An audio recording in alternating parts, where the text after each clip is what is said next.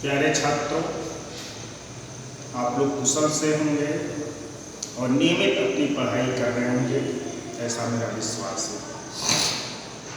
आप लोगों को अंतिम वीडियो में ये जो सेकंड चैप्टर है फोर्स यानी कि बल and Newton's law of motion एवं न्यूटन के गति विषयक नियम, इसमें जो बेसिक इसका पार्ट्स था इसको आप लोगों ने लास्ट वीडियो में पढ़ा था, ठीक है।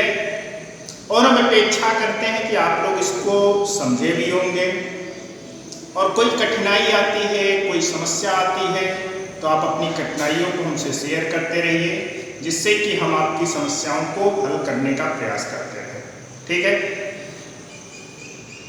साथ ही साथ जैसे कुछ छात्र ऐसे होते हैं अंतिम वीडियो नहीं देख पाते, जैसे मैंने पिछली बार जो वीडियो भेजा है आपकी क्लास में, वो कौन सा वीडियो है, कभी कभी छात्र नहीं देख पाते, नेटवर्क की समस्या रहती है या और कोई समस्या रहती है, इसलिए मैं वो रास्ता आपको बता रहा हूँ जिससे कि आप अपने कक्षा के सभी वीडियो देख सकें। इसके लिए केवल एक रास्ता है, ये मेरा ये जो YouTube चैनल है अभिषेक शर्मा SBM लालगंज, इसको आप सब्सक्राइब करिए। सब्सक्राइब करने के बाद आपकी कक्षा से रिलेटेड जो भी वीडियो है वो आपको उपलब्ध हो पाएगा।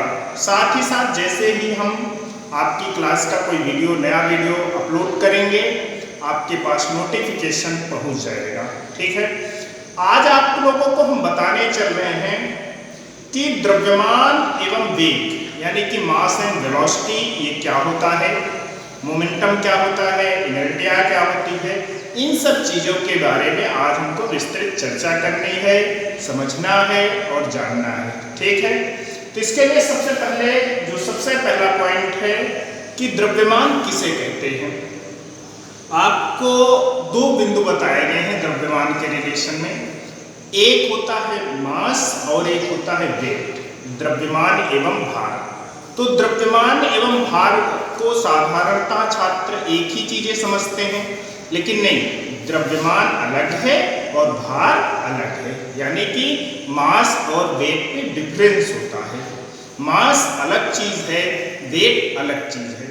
तो यहाँ पे आप देखेंगे सबसे पहले जो डिफरेंस है मास और वेट के बीच में, अर्थात द्रव्यमान एवं भार के बीच में जो थोड़ा सा अंतर है, इसको आपको समझना चाहिए।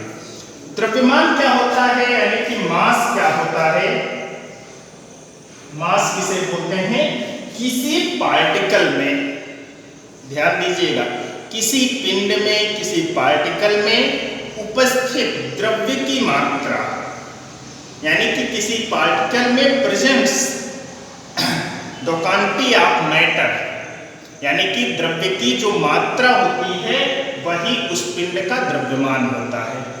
समझ में आया?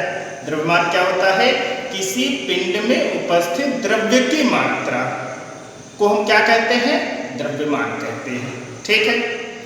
और जिस बल से पृथ्वी हमें यानी कि किसी भी पिंड को अपनी ओर आकर्षित करती, खींचती है, वो बल क्या होता है, वो उस पिंड का भार होता है, वेग होता है। ये डिफरेंस होता है बिटवीन मास एंड वेट। अब यहाँ पे आज आप लोगों को देखना है जड़त्व क्या होता है। जड़त्व को बोलते हैं अंग्रेजी में इनर्शिया। What is inertia? देखिए, यदि कोई पिंड गतिशील है, ठीक है, तो वह गतिशील अवस्था में रहता है। यदि कोई पिंड विराम में है तो वह विराम अवस्था में रहता है। इसके बारे में न्यूटन ने अपने नियम बनाए हैं। न्यूटन ने अपना जो नियम बनाया है उसमें उन्होंने बताया है कि यदि कोई पिंड विराम अवस्था में है तो विराम अवस्था में रहेगा, यदि कोई पिंड गति अवस्था में है तो गति अवस्था में रहेगा। कब तक रहेगा? कि जब तक उस पर कोई बाह्य बल, कोई एक्सटर्नल फोर्स काम करना ना शुरू कर दे, तब तक वह अपनी अवस्था को परिवर्तन नहीं करता है, ठीक है। अब यहाँ पे देखेंगे जड़त्व क्या है, इनर्शिया क्या होती है, इनर्शिया का मतलब क्या होता है, इसके बारे में आप लोगों को समझना है। ठीक है, देखिए यदि कोई पिंड, सपोज कर लीजिए कोई पिंड है, वह किस अवस्था में है, गति अवस्था में है या स्थिर अवस्था, दो ही अवस्थाओं में रहेगा, या तो वह गति अवस्था में रहेगा या तो वह स्थिर अवस्था में रहेगा। यदि वह गति अवस्था में है तो गति अवस्था में बने रहने तक, ठीक है, उस पे ये जो कारण होता है, ध्यान समझिएगा, जिस कारण पिंड गति अवस्था में बना हुआ है लगातार, या वो कारण जिस कारण पिंड लगातार स्थिर अवस्था में बना है, उसी कारण को हम इनर्शिया बोलते हैं, जड़त्व बोलते हैं। इनर्शिया आपका 2 टाइप का होता है। इनर्शिया कितने टाइप का होता है बेटा? 2 टाइप का। बेसिकली जो जड़त्व होता है वो 2 टाइप का होता है। पहला जो होता है वो होता है विराम का जड़त्व अर्थात इनर्शिया ऑफ रेस्ट। दूसरा जो होता है इसको बोलते हैं गति का जड़त्व, means inertia of motion. Inertia कितने टाइप का होता है? 2 टाइप का होता है, inertia of motion and inertia of rest. Inertia of motion क्या होता है?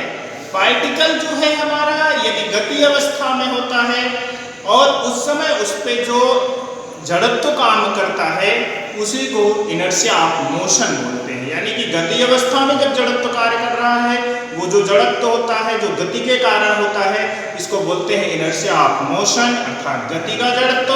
दूसरा होता है जो विराम का जड़त्व, जिसको इनर्शिया ऑफ क्या कहते हैं? रेस्ट। इनर्शिया ऑफ रेस्ट क्या होता है? यदि कोई पिंड स्थिर अवस्था में है, उस समय उस पर जो जड़त्व कार्य कर रहा है उसे हम इनर्शिया ऑफ रेस्ट के नाम से जानते हैं।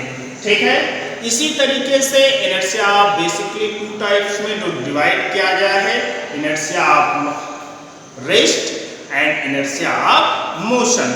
ठीक है, आगे क्या हम देखेंगे, जो हमारी जनरल लाइफ होती है इसमें जो जड़त्व है अर्थात इनर्शिया है, इसके कई सारे एग्जाम्पल्स देखने को मिलते रहते हैं।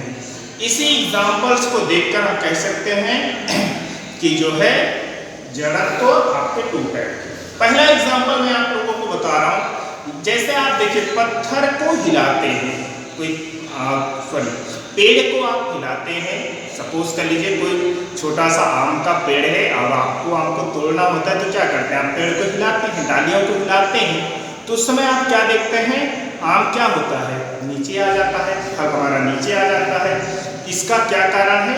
ये जड़त्व के कारण ही ऐसा संभव हो सकता है या हो पाता है। इस तरीके से हमारे दैनिक जीवन में कई बार ऐसी स्थितियां आती हैं जहां पे जड़त्व के उदाहरण के रूप में उसको हम देखते हैं।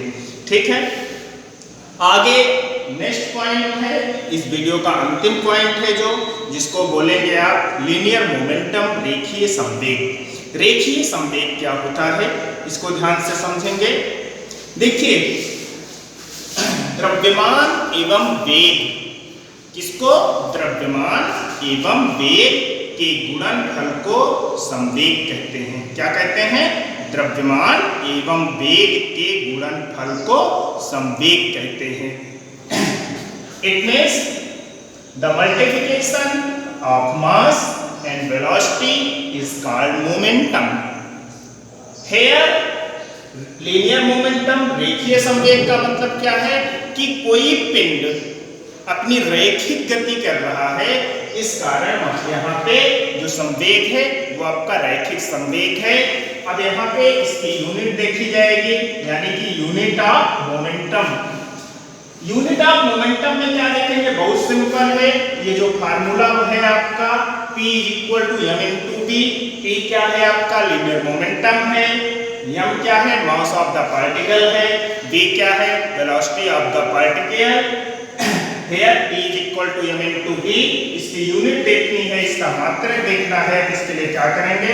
ये मास है आपका, यानी कि इसकी यूनिट हो जाएगी किलोग्राम kg, और वेलोसिटी है ये हो जाएगा आपका मीटर पर सेकेंड।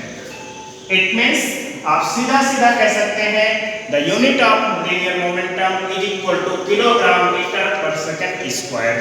ठीक है, इस तरीके से लीनियर मोमेंटम को आपने सीख लिया। ठीक है, आज के लिए ये वीडियो मैं यहीं समाप्त करता हूँ। आप लगातार अपनी कापियाँ बनाते रहिए, पढ़ते रहिए। कहीं कोई समस्या होती है तो आप अपनी समस्या को, कई माध्यम है जो हम तक पहुंचा सकते हैं। जैसे आप वीडियो पे कमेंट कर सकते हैं, ठीक है, कोई समस्या है आप व्हाट्सएप के जरिए कर सकते हैं, ठीक है। तीसरा, आप फोन करके पूछ सकते हैं। किसी भी तरीके से आप अपनी समस्याओं को हम तक पहुंचा सकते हैं। हम आपकी समस्याओं को हल करेंगे, ये मेरी पूरी कोशिश होगी। ठीक है, पढ़ते रहिए भौतिक विज्ञान और सीखते रहिए। कोई समस्या हो हमसे पूछते रहिए। ठीक है, आज के लिए ये वीडियो यहीं तक। धन्यवाद।